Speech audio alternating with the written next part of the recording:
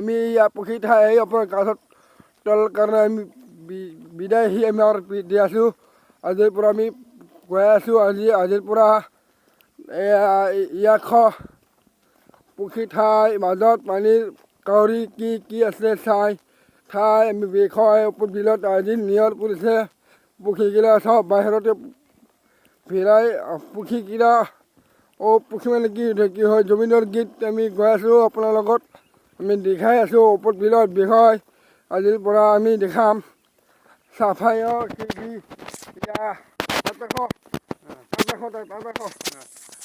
আজি হ'ব আমি দেখাই আছোঁ ইয়াৰ লগত আমি দেখাম পুখুৰী ঠাই কি চেনেল আছে মোৰ ইউটিউব চেনেলত পঠাই দি আছোঁ।